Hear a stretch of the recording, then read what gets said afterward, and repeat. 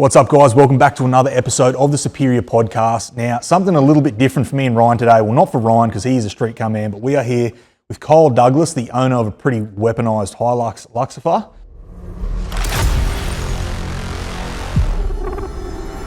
Thanks for coming out, man. Yeah, well, I was a little bit surprised when I got the call from you guys saying, hey, we want to have her on the podcast. And obviously, I know what superior engineering is. And, over the years, I've looked at a few of the parts and products you guys sell. And it doesn't quite really identify as what I do right now. Yeah. But obviously, in the modified four-wheel drive world, you can appreciate, the things that we do. And obviously, I'm trying to keep my car on the road and you guys are trying to keep your cars off the road. So, it's... No, I appreciate you having me down. No, it's good. And that's the thing, I guess, one of the questions I always wanted to ask is, your burnout car is technically a four-wheel drive. It was at one point? Yeah, it definitely was at one point.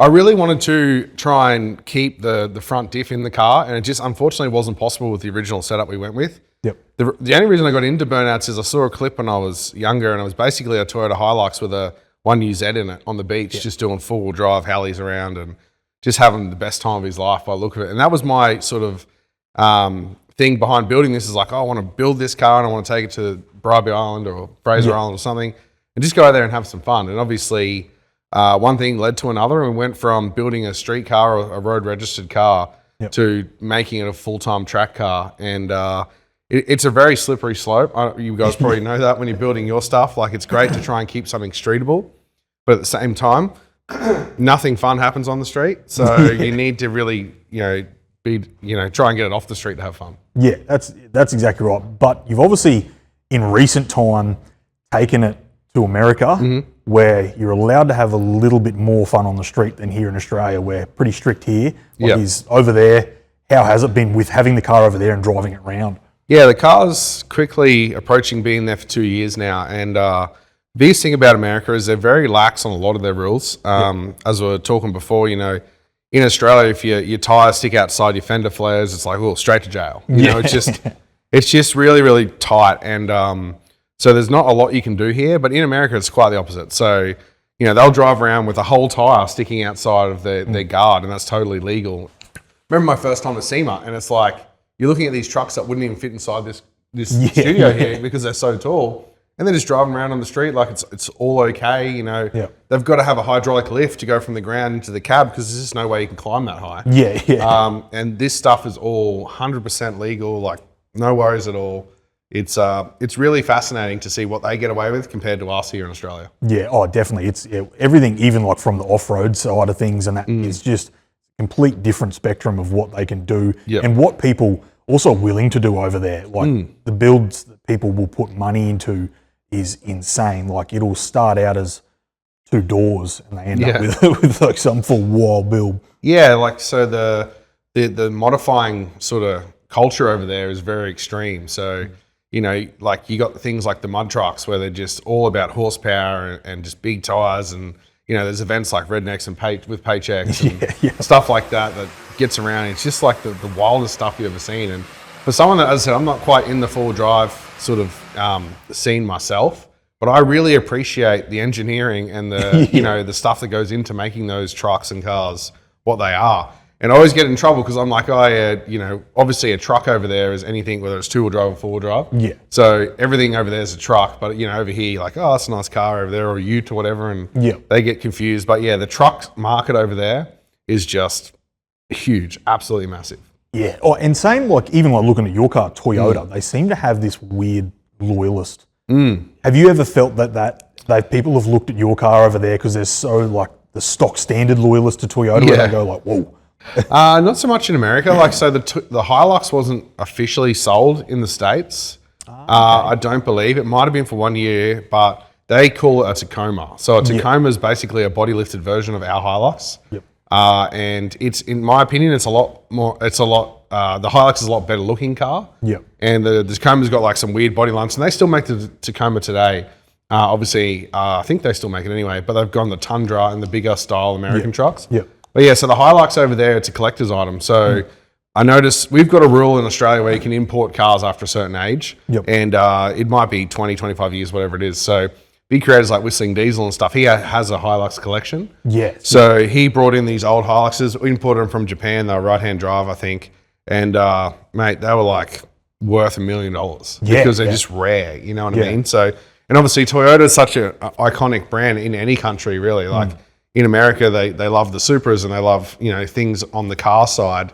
And then in the trucks, they've had all the Toyotas over there with the Tundra and the Tacoma, but they haven't had the Hilux. So the Hilux is really special. So I do get a lot of people come up, we'll be at an event, and they go, oh my God, is this a real Hilux? And they go, look at it, they go, oh, it's right-hand drive. This is crazy. And, you know, it's so good to see one in person. And I'm in Australia, I'm like, man, there's like 20 of these in the paddock. You know, like it's nothing that crazy. But at the end of the day, like different countries have different experiences. So yeah, the Hilux is definitely a popular option in America. Yeah, I've always seen anything with Toyota, like it's the same, like they never got the 80 series. No. Like there's a lot of that super loyalist, that sort of thing, which I think, you definitely get that sort of like, you'd get that love of your car of being that wild side of like having that, even though it's burnouts and big blowers hanging out of bonnets are very Australian thing. But you get that super loyalist to the Hilux itself. Yeah, definitely.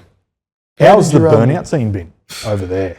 The burnouts is starting to come along. So in Australia, we've been doing burnouts for 30 years. Me personally, I've been doing burnouts like 5-6 years now. I got to a point in Australia where I didn't, not that I wasn't enjoying it, there had to be more. You know what I mean? Like as a sport, I look at burnouts as one of the most entertaining, and this is not burnouts in whole. This is like the top 10% of drivers and cars. Yes. Is pure entertainment, you know, and people go to a burnout event and they sit there for 8 hours and they go, man, I've just seen 100 6-cylinders. And then you go to the 8 cylinders, there's 58 cylinders and there's this weird LS limiter sound and they're hitting walls. And it's sort of like, it's very boring. And I understand people have to start somewhere, but I personally don't want to go watch that. Like, and I'm a burnout guy. I don't want to watch that. So I only like to watch the best of the best. You know, it's like, so for me, that's sort of where America didn't have that because they're still getting into the whole burnout scene. So when I went over there, my whole goal of going to America was to try and improve the quality of the sport, to bring it up to where it needs to be entertaining, one, as a sport, and to take the sport, you know, further and make it more professional. Yes. So in Australia right now, like, you know, the most professional run events here, like Summer Nuts and stuff like that, there's still no money in it. You know, people will drive all around the country and compete for the glory, whatever that means. And it's like, it's going nowhere. So in America, we have and this is probably with most motorsports, and it's not really their fault. At the end of the day, you know, there's no money in Australia to do this kind of stuff, you know. All the money that is there, the promoters will keep it, and that's cool. It's a business. It is what it is. But for the average driver to want to go further in their choosing sport, majority of the time it's like, hey, guess what? Go to America because that's where it is. And unfortunately, just the people and, you know, the way the sponsors work and stuff like that, there's no point in, you know, just sticking around here and doing it for glory. If you really want to do it as a job, which is me, I knew I had to go to America and try and, you know, make something of the sport. And so that's what we're doing. So 2 years ago, nearly 2 years, September will be 2 years, I went to SEMA. First time, flew my car in on a 747. It was a very expensive exercise. It was about $60,000. So we basically went from Toowoomba Wellcamp Airport, put it on a plane, stopped in Hong Kong for a night, changed cargo, and we flew into LA. Right. And I was from Australia to LA in 2 years. And it was probably one of the coolest experiences of my life. You know, actually, the shout out to the company, Cathay Cargo, they let me go on the plane with my car. So I was sitting up the top in the 747 in the top lounge. It used to be first class or whatever it was. And so I was sitting up there and I got to see everything, do everything, you know, experience the whole, you know, everything on the plane, which was an unbelievable experience. And to land in America 2 days later with my car, everything I'd packed up, it was just an unreal experience. And so, it started there. And then obviously we went to SEMA. Now, SEMA was my real first experience of, you know, like a burnout culture in America. And you can see stuff online. You know, you watch videos and you're like, okay, well, they sort of do this okay and they sort of do this okay. And, you know, you don't really get the real sort of feeling behind it until you're standing there and hearing it and feeling it and all the rest of it. And we took Luxifer there, and dude, it was just like, people just didn't even know what to think, what to feel. Like, Yeah. I remember the first time I went out there, and don't get me wrong, Americans have the same parts we have. They have the same, if not better. Yeah. They have better sponsors. They have everything is in their corner. Yep. They didn't have the culture we have, and that's because we have 30 years of culture. And you see people do something, and you go, okay, well, I'm going to try to do that. So you learn the culture, you become part of the whole thing. Yeah. Over there, they didn't really have that person to sort of base it off. Like the videos, Americans they live in their bubble, and it's very hard for them to reach outside of it and see things from around the world because one, they probably don't care, and I see why now. I spent some time there, like, this is the place you want to be. Yeah. So realistically, I went there and it was like, I remember the first burnout. Yeah, it was a very small pad with Hoonigan in SEMA. And there was people standing on the fence, and they're all cheering, and they go, oh, this guy's from Australia. I remember driving out, and I was in my helmet, I'm thinking, I hope these people are going to move. Yeah. Because they're not ready for what is about to happen. And I remember I just nailed it, top gear, and I did 360 into the pit thing. And man, it was just like blanketed. The sun was gone. There was just like, it's weird when you do a burnout because it's like when you're in a small space and there's a built-up area in it, like in Vegas, it's like when you do some sort of a burnout, you get into it's like nearly like a dreamland. There's just nothing around you but just smoke. Yeah. And it's just like, it's so hard to, but it's such a cool feeling at the same time. And I remember going around and I could see little bits and pieces where the smoke wasn't as thick. Yeah. And the people were ducking for cover and they were running away from the side of the pad. And, they had this big VIP sort of section, and there was nothing between my car and the VIP section. So in my head, I'm thinking, okay, I need to try and look after this, and wherever I blow the tires on my truck, I can't shoot it towards the crowd. Yeah. Turns out the crowd's 90% of the way around the pad, so it's not as easy as what you think. And dude, we were flicking tight. My wheels are spinning at 300 and something k's an hour, so we're flicking like belts off the tire through a crowd. And there's guys sitting there in the VIP that are big CEOs of companies or whatever they are, and they're ducking. Like it was a really big awakening call for those Americans, and it was sort of a good introduction to Australian burnouts, so that was sort of the first real big step. Yeah, right. Yeah, so it's a massive big step for them, especially of that sort of. What do they call it? Baptism by fire. Yeah. And the thing is, like, a lot of them, I'd spoken to some of these guys, and, you get to I still remember getting there, and you see all the cars, and from a normal person's view, they all look the same. Yeah. I'm walking around, and old mate's going, oh, this is my blower, and this is my, I got a hat and all this, and to the normal average Joe in the crowd, it's like, oh, that's a burnout car. They're all burnout cars. They all look good. Yeah. But the difference is when they start to actually operate and the noise they make, they're like an entry level thing, and this is like this is so far from that. Yeah, so it was really good to sort of prove that basically. Yeah, and exactly, the big difference between how we do it and how they did it. But rolling forward to this day, I've spent countless hours with all the guys over there that are involved in burnouts, working with them to try and bring the level of car and competition and driver up.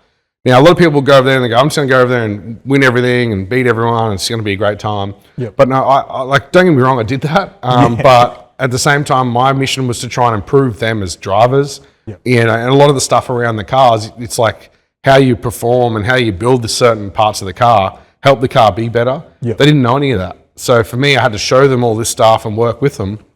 So now instead of going to an event, we might have 1 or 2 good cars, there's 20. Yeah. And from 20, it branches out. And eventually, within the short future in America there's going to be 100, 200 really top-tier burnout cars. Yep. And that's when the sport's going to start to really take off. And it already has because, guys like Cleetus McFarland, one of the biggest, he's a really big automotive YouTuber. So he runs his own burnout competition in Florida called Burnout Rivals. And I was lucky enough to win 4 or 5 of those. And but he had Australian level cars. He built cars from Australia, or guys from Australia sold him cars. Yep. So he had a pro level car. He just wasn't a pro level driver. Yeah. So there's the little things that he sort of was missing that I think, okay, well I got him here. But yeah, eventually they're going to learn it. Eventually they're all going to come up, and it's going to be a really good spectacle. So it's it's exciting. Yeah. Do you think we'll hit the same sort of level as sort of Street Outlaws where those guys come over here and sort of compete with an American versus sort of Australia showdown? That's my end goal. So I run an event, or own an event over there with one of my best friends. He's also a YouTuber. It's called Horsepower Rodeo. So the idea behind the Horsepower Rodeo is even here, right? You got events, and they just cater for everyone. They cater for the guys starting out, they cater for the experts and everything in between. And realistically, I knew when I was sort of looking at the American market and their sports and how they react to certain things, Americans have sort of short attention spans when it comes to new motorsports. Yep. So I can't go out there and go, okay, guys, well, for today's event, we're going to do 10 hours of burnouts. I guarantee most people are going to pick up their stuff and walk out the gate and go, that was cool. That gives us two things, okay? So one, they leave early, so they're obviously not that entertained. Mm-hmm. And number two, it's like, oh, yeah, burnouts are okay, but I probably wouldn't go back. So straight away, when I was trying to build my own vision of an event in America, it had to be something that's really thrilling, entertaining, and, you know, I wanted people to be invested. So I basically just picked the best cars, like top 20 I can get my hands on, top 25, and we have run a short, you know, hour and a half, 2 hour show. And I believe that's sort of where the sport has to be in America. You still need the grassroots stuff, like the guys that will do 8 hours out there, because everyone has to do a burnout somewhere. But in my show, it's like we want the best of the best coming to battle it out for big prize money, and that's my thinking behind it. Is like this is the part of the sport that can take off and actually pull the big crowds, and so we're working on that. We just did our first show in Kansas, sold out pre-event, and we're working on SEMA. We did SEMA last year. We're doing SEMA again this year, and we got another show in Salt Lake City, which we're currently planning, and it's a big cauldron. It's one of the coolest burnout stadiums you'll ever seen in your life. So we're working on that, and we go in there. We like rodeo arenas we use normally. Yeah, it's called horsepower rodeo. So we get a rodeo arena. We go in there, asphalt the whole arena. So the people sit around in the grandstands, watch a burnout show. Cars come off. We go in there with bobcats and pick all the asphalt up, put it in the bin, and move on. Right. So it's like a circus. And that is, as I said, the first show was huge. It was, you know, I didn't get any negative feedback. People were packed in the stands for the whole show. And, it helps that my business partner, which is Westen Champlin, he's one of the biggest automotive YouTubers in America. Yeah, he promotes the show through his channels, and he's got about 11 million followers or something. So it makes it really easy. And he's just in love with this kind of stuff as I am. And he'll ring me at 3 a.m. He wants to talk about ideas, and he had these visions, and it's exciting and refreshing to be able to, you know, work with people like this that are actually just so keen to make, you know, all these dreams become reality. So that's an exciting part of my life at the moment. Yeah, that's awesome. But that's good, especially like you've made, like you said, they're your best mates and that sort of thing. You've got that of you're all bouncing ideas off each other. Yeah. I think that's in that kind of entertainment business, I guess you could call it, is a great thing is to keep the mind rolling between all these. It sounds fantastic. Yeah, so he's obviously really good at what he does with videos. Yep. And this is about taking it into reality. Like a lot of things over there, like YouTube's huge, like a lot bigger than what it is here. In my opinion, but that could be due to the sheer number of people they have there. Yeah. But, you know, for the stuff he builds, he's like, I've always wanted to just take it and, you know, bring it into a real life event. And some of the stuff he builds, you can't do it. So even for all his YouTube builds, so we go, okay, well, our show, we're going to bring out, you know, say we'll bring 10 cars, you know, bring stuff he's built over the last few years.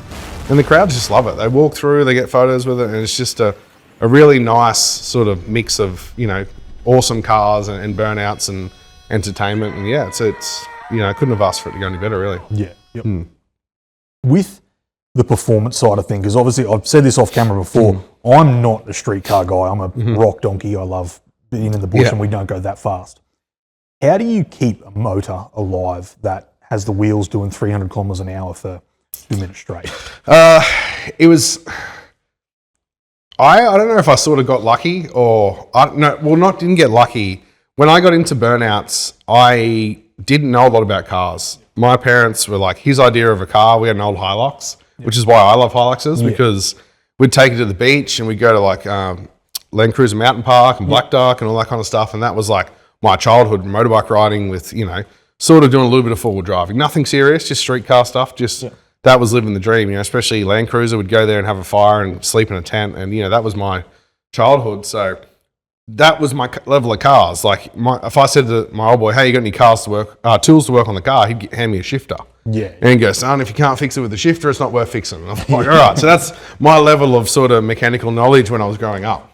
And fast forward to when I was older, you know, I'd never really got into the fast cars, or never really had it was probably the budget, to be honest, because you look at, when you're an outsider and you go, okay, I want to have a nice car, it costs you a lot of money, because you don't know anything to do yourself. So even little things like, I just want to change that intake manifold just to this one because it flows better or whatever.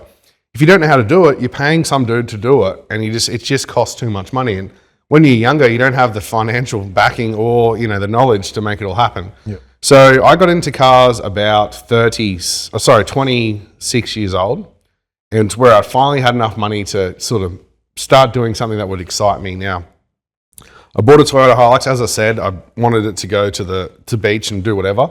But in the end, it got into burnouts. Now, at the time, burnout engines are very simple. They were very, like, they're in the 70s. Everyone uses mechanical. Yeah. There's a certain way they do it. If you don't do it that way, you're a weirdo, and this is how everyone else does it, so you got to do it this way. Yeah. I'm very much against, like, I was like, well, you guys, like, I know you guys have been doing it for 100 years that way. That's cool. Yeah. But that doesn't work for me because I don't know what I'm doing. So with a mechanical setup, you got to pull out your pills and change, like, measure the air, like all the stuff, like the parameters. So you got sea level, and that changes it. And then there's the air density and all the stuff that goes with it. You have a little station that tells you all the numbers, do calculations, and you change it all. Yeah.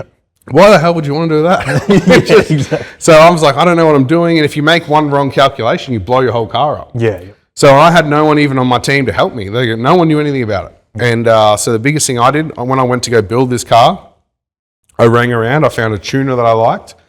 I said, listen, mate, I said, surely there's a better way to do this. Like, can't we just have an EFI like how they do on the new cars, injectors and computers? And he goes, yeah, absolutely. We can try it. And we can, it's not really recommended, but we can try it. And then time to go to an engine builder. So I'm ringing around these engine builders, and I finally got into a guy called Warspeed Industries, and turns out we have a great relationship now. He's one of the best LS engine builders in the world, if not the best LS engine builder in the world. And, he goes, oh, it's not going to work. I've tried this before. You need to go mechanical. That's how all the big cars are. They're all mechanical. I said, well, I appreciate you telling me that. However, I really want to go to EFI because I feel like that's the best for me. I've already bought the computer. It's happening. So we turned into this thing where we started to make a lot of progression with the way the EFI worked in a burnout scenario. Yep. So now, fast forward to these days, people ring engine builders and go, I want what Luxifer is. Whatever that is, that's what I want. And he sold plenty of engines on that.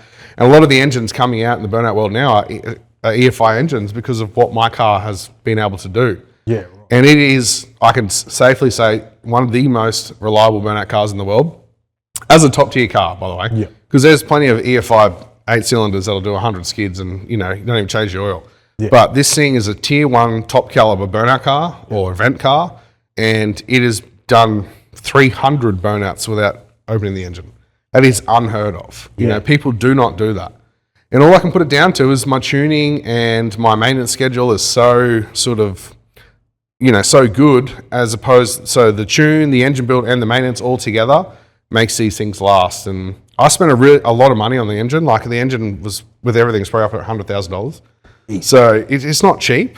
But my thought is if I spend a lot of money and turn it down a little bit, it's going to look after all the components and, it's going to be on holidays as opposed to trying to overreach with a high horsepower thing. So, yeah, $100,000. And as I said, 3 years now, it's been going with no opened engines. I've had little issues at the start, crank triggers coming and stuff like that, which isn't a big deal. But we're basically, we're at the forefront of EFI burnout engines. And now it's just not Australia, it's all over the world. Yeah. So the American guys are all EFI. A lot of the Australian guys are going EFI. And it's just really getting to a point where, it's all working. So, no. That was like the first real introduction I ever had to like a proper burnout car build. And it's technically not a full-blown like yours. It was cranky when it went over and was with the Hoonigans. And they were talking about, when I saw that video, I didn't even know about mechanical stuff. I was like, what is that? Because I always thought EFI was just how it works. Yeah. So Cranky's a cool car, and he's been around a long time. And that sort of era of car, that's like the really original OG gangsters, where they're all sort of the 871s with the mechanical fuel methanol. Like that's what they do. But the problem with cars like that is that you can't take them and do anything else. So big thing about my car is I took it to the sand dunes. We drove it in the desert for 2 days. There's no other top tier burnout car in the world that's going to do that. Like we took it. I can go anywhere in the world and hit the button on my car and it starts and runs just fine. My ECU has a biometric sensor, which lets it know what the sea level is and the pressure in the atmosphere and all the rest of the stuff it probably does. I don't know a lot about it, but I know it works. And, you know, it's just, I wanted the ability to go anywhere and do anything. And that's what EFI allows us to do. Yep.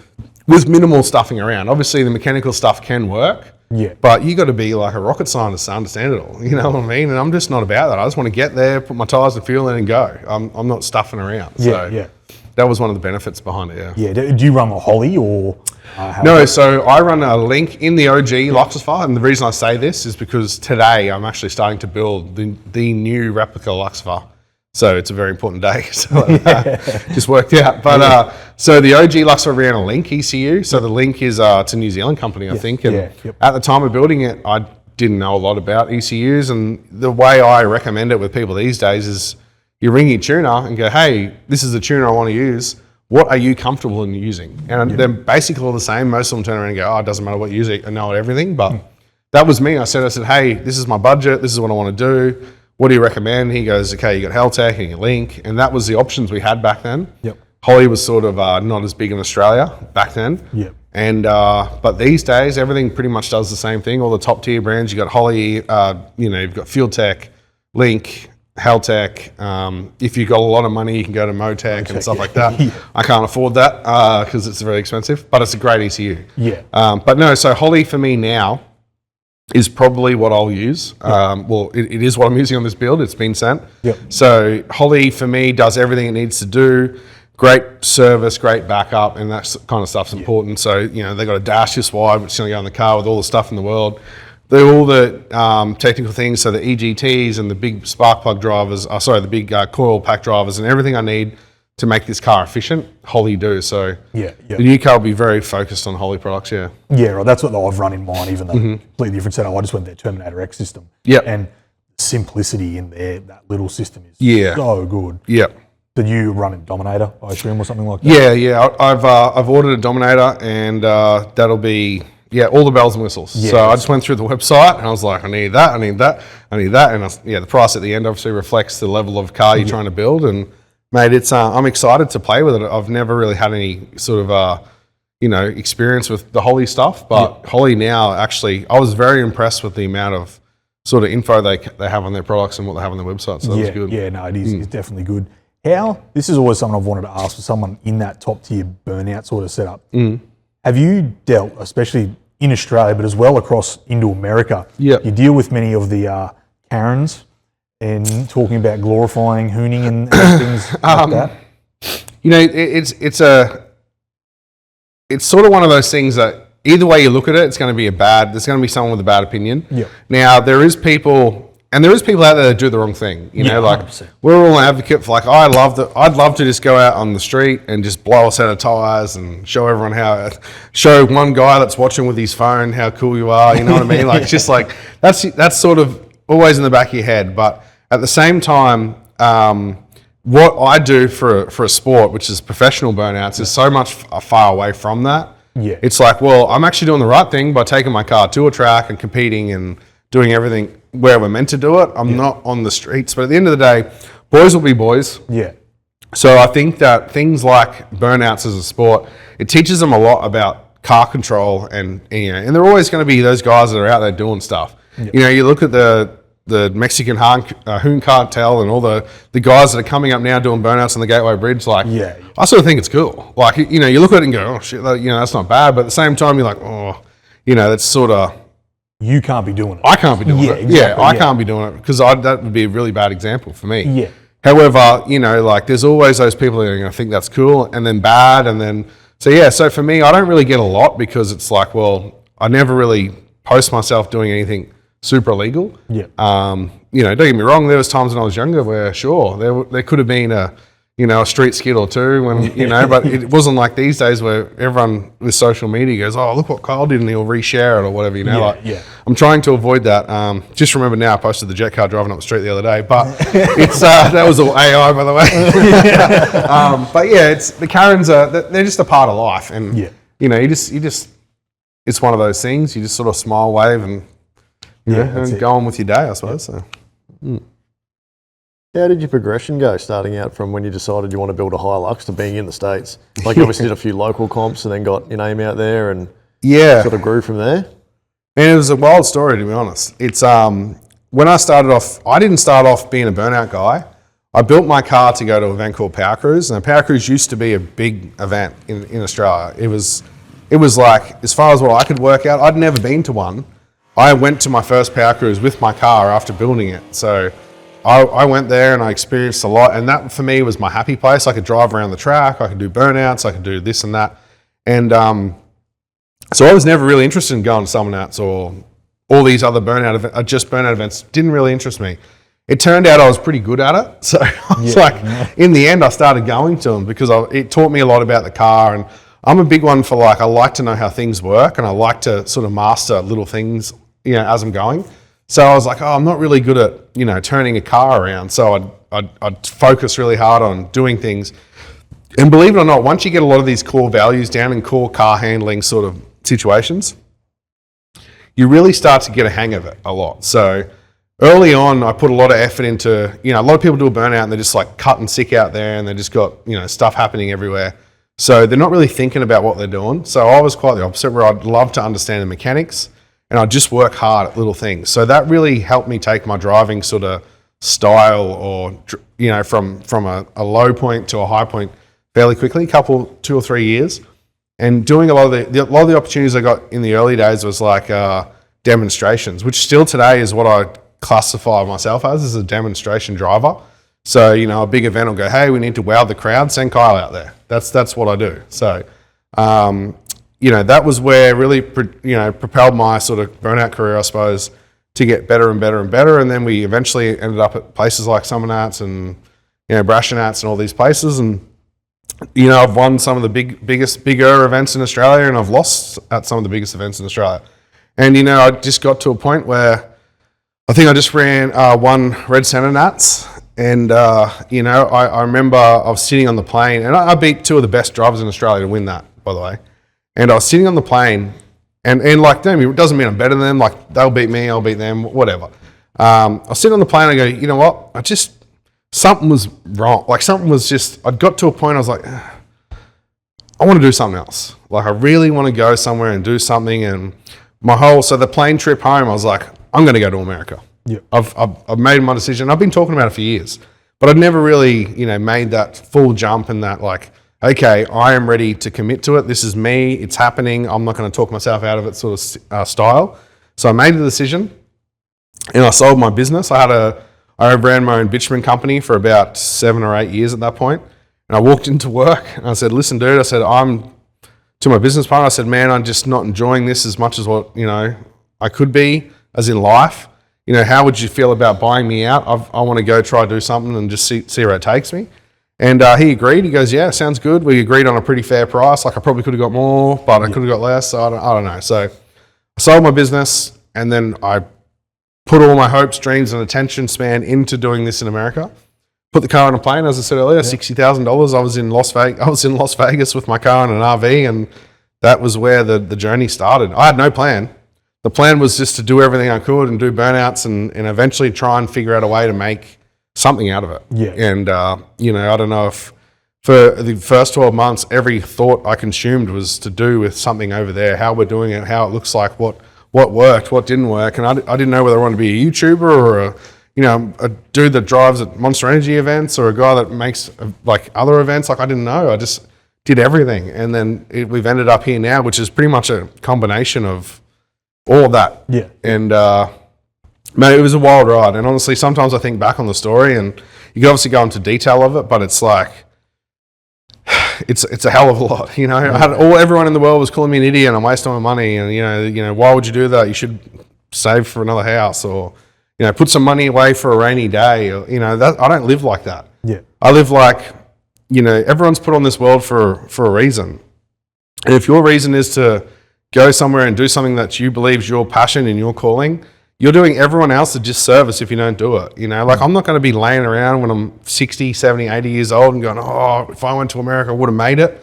I don't want that feeling. I know that's what I'm here to do. Yeah. That's why I went there, and I'll spend every last dollar if I had to do what I need to do. And I tell you what, at the end of the day, if it fails and it all goes to shit and nothing worked out, I could come home and live with my head held high. I did what I wanted to do, and man, I tell you what, that when I made that decision in my own head and I felt truly free, it was the best feeling in the world. And now every day I wake up and I just feel like I've done it. You know what I mean? And so not that I'm there, and not that I've obviously a long way to go with the business and how everything works out, but I've made a decision where my life now, it's me versus sort of myself.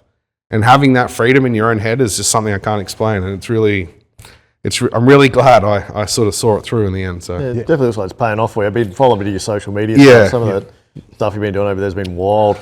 Yeah. And as I said, lately I've sort of, not that I've had a break off social media, but I thought it was really important for me to post on Instagram all the time and post YouTube videos. And I was so excited about, I remember I got on Instagram, I used to look at people with like 50,000 followers and go, oh, you guys are so famous, like 50 grand. And then eventually I was like, okay, I want 100,000 followers.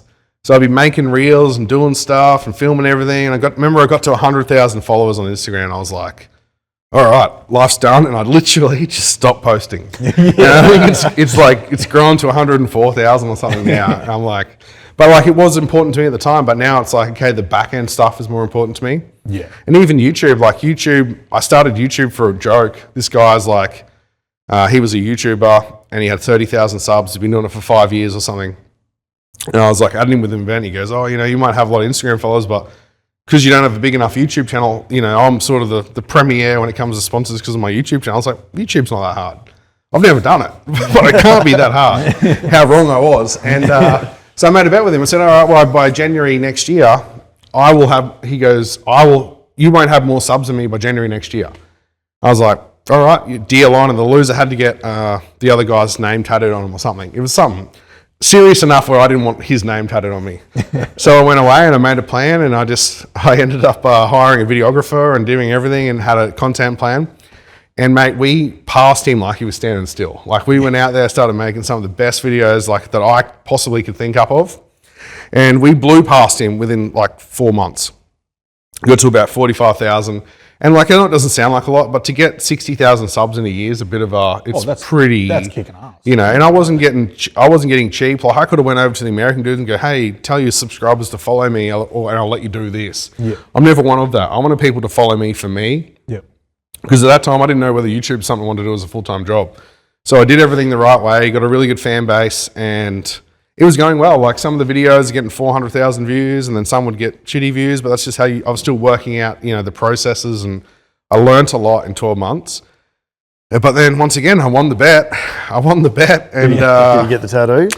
He didn't get the tattoo yet. No. And at the end of the day, I was like, I've stopped posting. I haven't posted a video since. Yeah. And today was the first day I'm back filming for the revamp. The replica Luxer is getting started today. The intro will be done this afternoon.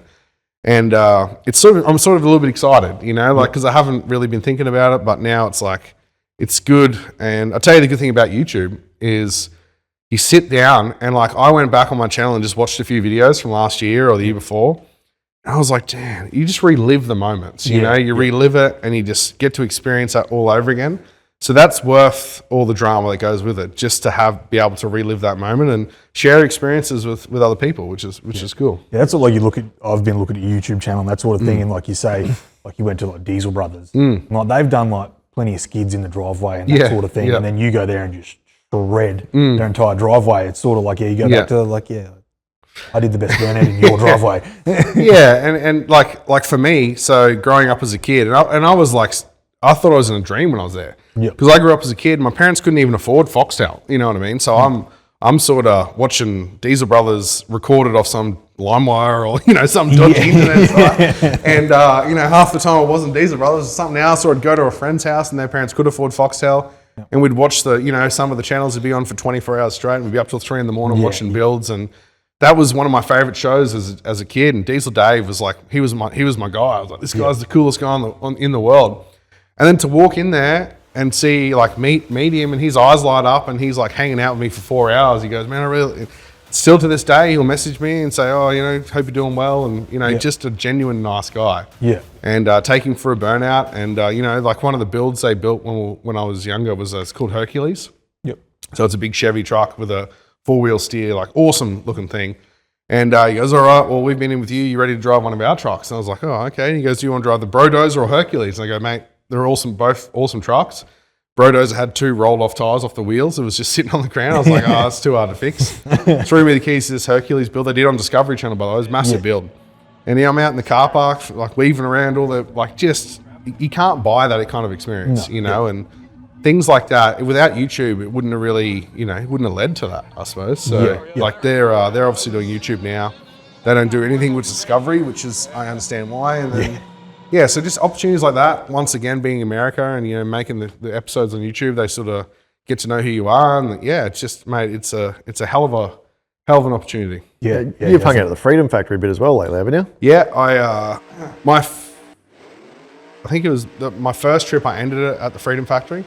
Never met Cleetus. I called him out on a video, just for something to do, and it was pretty funny call out.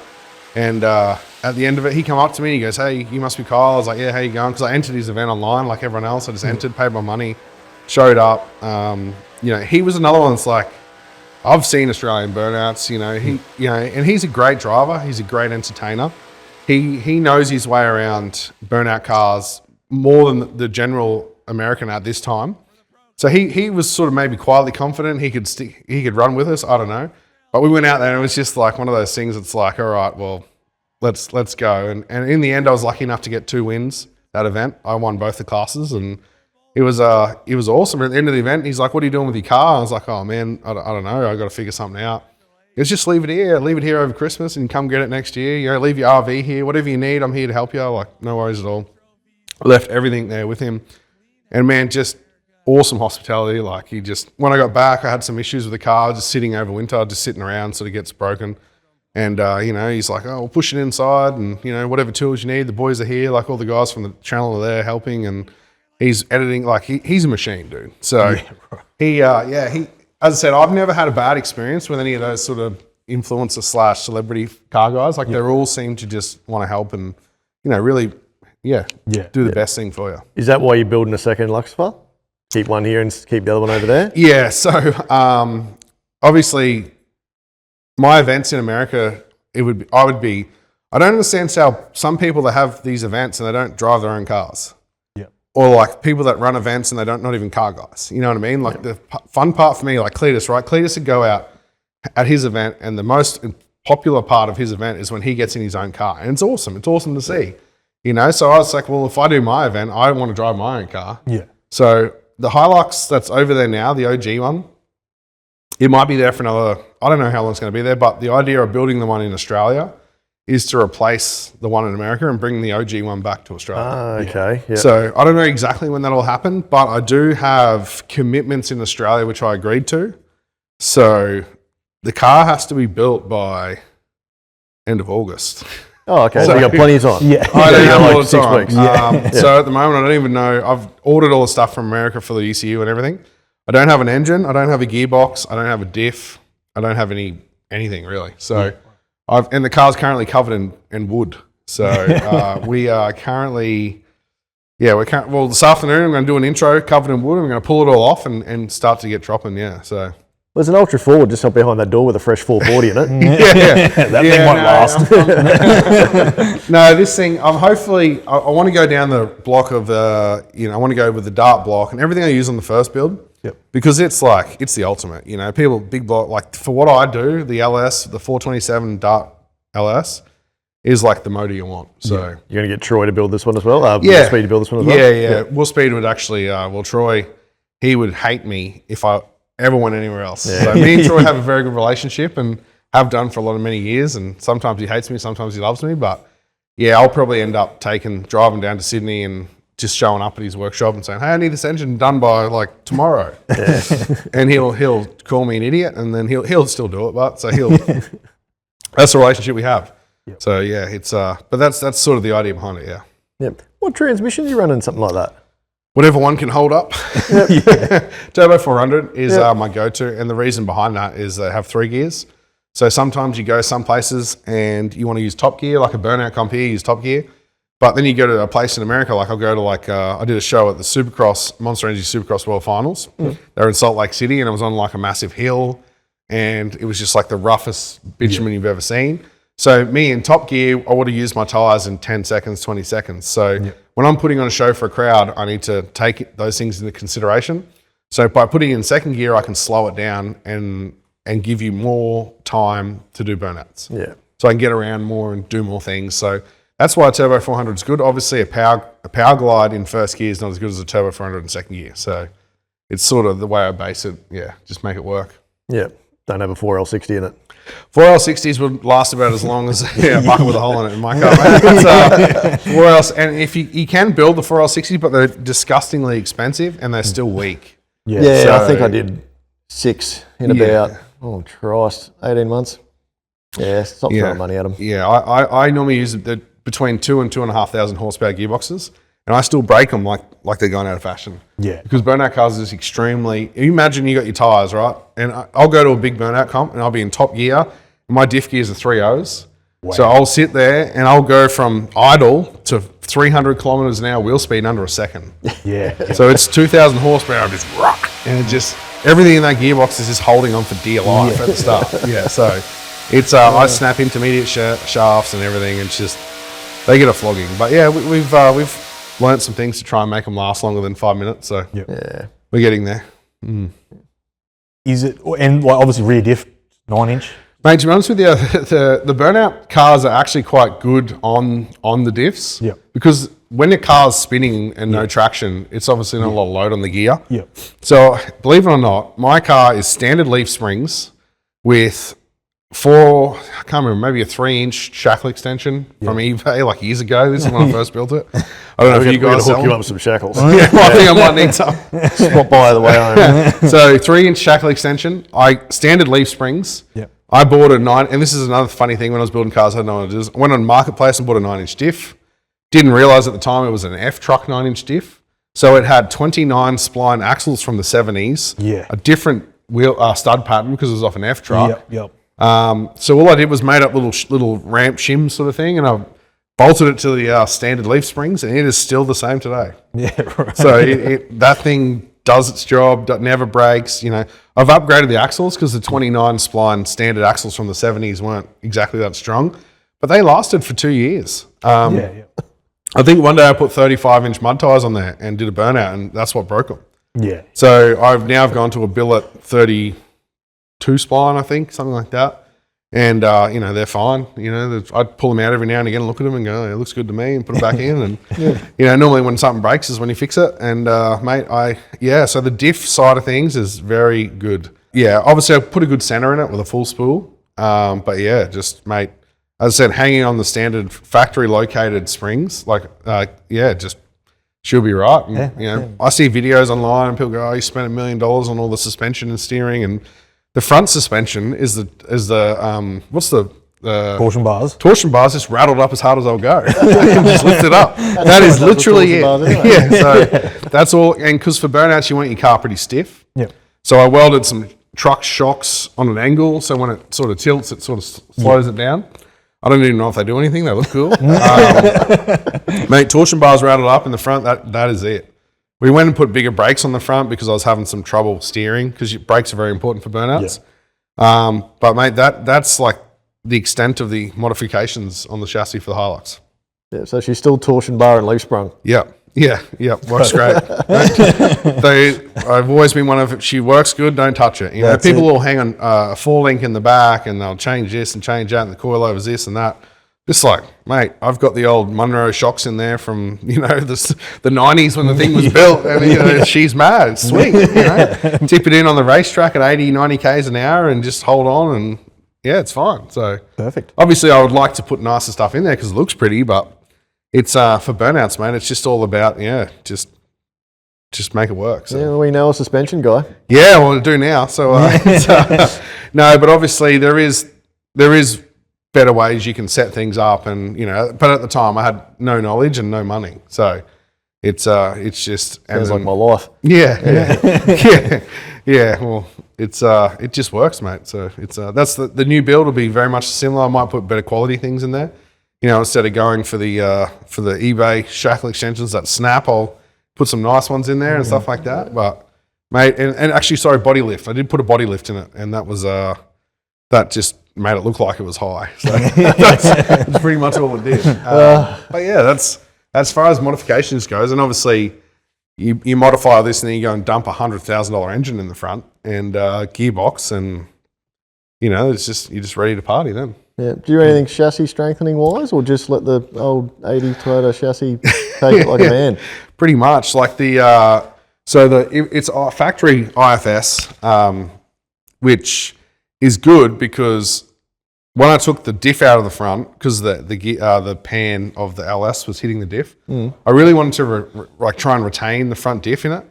So I just took the diff out, a couple of bolts, pulls out of the housing, and then the CV shafts, I just undid them and just popped them out of the middle of the wheel, and there's just a hole there now. And mate, no problems. Like it's just everything sort of worked out perfectly. So it just works. And everyone said it was dodgy, but 5 years later, this car is one of the most well-known burnout cars in the world, and it's just like some bloke in his backyard with a grinder just making stuff happen. So we got lucky, and it's a good blueprint for now building the new one. I know my level of dodgy, and I know where we can sort of explore the lines. So you're going to follow pretty much the same path. This one's going to be a tubbed. I've always wanted a single cab with a tub on the back. Oh, okay. Love the look of it. So we might have to, with this build, cut the diff down to get the wheels back inside the tubs. Yeah. Because it shits me to tears. I'm doing a brand new, like this car got painted in Utah from a good friend of mine, Robbie Layton. Beautiful paint job. Yep. First burnout, tyre hits the side, scratches the paint. So it sort of shits me. So the new car, I'm going to tub it. Pull the diff in to tub it. That way, hopefully, fingers crossed, we look after the paint, and it looks a lot nicer. So I don't think PPF Rapid survive real well with rubber on it either. Mate, when something's getting hit at 300 kilometers an hour, it's not it'll snap. Like my tray is steel, like I think it was 3mm steel or something. Yeah. Welded, it was snapping welds on the tray. It was like it used to take off mirrors. So I'd have my mirrors on the side on the door. And you pop a tyre and the whole mirror's gone. And it would happen, like you put a new mirror on, next one's gone again. And then you just leave the mirrors off. You're like, you know what? It's just not worth it. They're $100 to throw, and I'm just doing mirrors for fun. So, but you get the tyres under the back, get them in a bit, and obviously it'll help. Keep it in there a little bit. But I've learnt little things. Yeah, it'll be a hell of a lot easier this time building it than last time. Yeah, more importantly, it'll look cool as fuck. And that's what it's all about. Like it's got a style. The whole car. It's always had red headlights. It's always had a certain grille and lights. And I just got to track them down, and wherever I can find them. Hopefully, there's some place in Brisbane that stocks them, and go out there. And I put an SR5 front end on it. So I'll cut the whole front end off this one, build a tube chassis sort of thing at the front, and then just hang all the panels off it, headlights and grille. And this one I'm going to make removable, so I can unbolt it and just walk the whole thing off. Work on the engine. Because you guys would know this better than most, that when you're working on a four-wheel drive, everyone's like, oh, everything's high and easy, but it's in a real awkward spot. Yeah. You're working like this the whole time. Like this. Yeah. And it always shits me. I'd rather work on something that's down low to an extent. So being able to remove the whole front end of it will be a life changer. It'll be awesome. Pro mod style. Yeah, exactly. Yeah. And there's no reason why you can't do it. You just got to spend an extra hour making the brackets and making sure the bolts line up, and off we go. Yeah, nice. Love to see it finished. Yeah. Well, as I said, my timelines, I've got to fly back to the States after I have an event in Bowling Green, Kentucky on the 7th of September. Okay, yep. So I have to have it running, because after the 7th of September, I might have to fly to Alaska to film some stuff in Alaska, and then possibly, and then I've got to be back in Australia. I got some stuff with Monster in Australia that I've signed a contract that I have to be at, and it has to be a certain car. And so I can't let them down, but also I've got stuff with Monster in the US, which I can't let them down, plus my own events, and then SEMA. And so I figured out I've actually got 5 international flights in 6 weeks between Australia, America, back and forwards, doing different events. So, like the supercars and stuff like that. Like I just sort of stopped taking on bookings, because my end of my year is just like trashed. So need to get any testing done. We've got a pretty big car park at Burpengary. Well, I haven't asked the boss, but I'm sure it'll be fine. Well, you might hook me up with some of them shackle extensions. I'll do some promo for sure. We can make it happen. I don't know if you know this, but Yeoman Road's actually a burnout pad. No, it's Thursday night it used to be. That'd be I'm always looking for somewhere to do a quick hit, and I've when I was planning out my shed at home, hope the council's not listening to this, I put a 8 metre wide by 50 metre run out down the front of the shed. So 8 metres by 50, that's a pretty decent burnout pad. But Yeah, I don't know if my neighbours will love it. I was going to say, don't worry about the council, worry about the So how neighbours. does it even work? The noise laws, I guess, but Daytime. Yeah, during the day, like I think during the day, like it's a bit shitty. Like don't get me wrong, if you're not really into burnouts and some dude's revenues, just bloody 1,500, 2,000 horsepower burnout car with no mufflers at 8,000 RPM for a minute and a half, it's pretty shitty. But I also own a jet car. You know what I mean? Like I just, I'm if you're a car guy or into something that's cool, like mechanical, and you're sort of all right, probably a cool neighbour. But if you're like 80 years old and the excitement you get is, you know, dusting off the grass after you've mowed the lawn, if that's your excitement, well, then I'm probably the neighbour from hell. I don't know. just imagine being 80 and you rock up, start wheeling your jet car out of off the trailer. Like, oh. Well, we installed an afterburner on it on Thursday, and I had to test it. It just happened to be midnight. So I'm in the front yard and I'm just spooling this thing up and I'm sitting in there going, oh, I'm an idiot. My neighbour's going to hate me. One neighbour's really cool. He loves me. He was there with me. He was all about it. The other neighbour, we already had a run-in because he's like, you know, your kids ride the motorbike. It's really noisy. Hopefully they don't get bigger and get an older motorbike. I'm thinking, mate, once you figure out who the hell I am, you are not going to like me. And, yeah, he was having to go at me, but my sprinkler was too close to the fence or something. I was like, all right, mate. He's in for a treat. Yeah. And he goes, are you going to build a shed? I was like, yeah, down there. And he goes, oh, well, don't have it up here. It's too close to my house. I'll be able to hear you in there, you know, moving stuff around, whatever you're doing in your shed. I'm thinking, moving stuff around, you'll be able to hear whatever I'm moving anywhere in this block, mate. Anywhere in the suburbs. So I don't think he understands. I don't want to piss him off, he's my neighbour. But at the same time, if I have to test something for an event or, you know, whatever, I'll be testing it. So yeah, getting to that. So, mate, it's, hopefully we'll get along. Poor bloke. He's gonna learn sooner or later. Learn real quick. Yeah. All right, guys, that is it from us. And Kyle has got some killer stories. Unfortunately, we don't have endless days to talk about all the cool stuff he gets up to. Make sure you follow Kyle at Luxifer Kyle on everything: TikTok, Instagram, YouTube, and Facebook. And check out all the events this dude's doing. But Kyle, thanks for coming out, man, and we look forward to seeing it all unfold. Thanks for having me, guys, and I can't wait to take advantage of that burnout testing. No worries at all.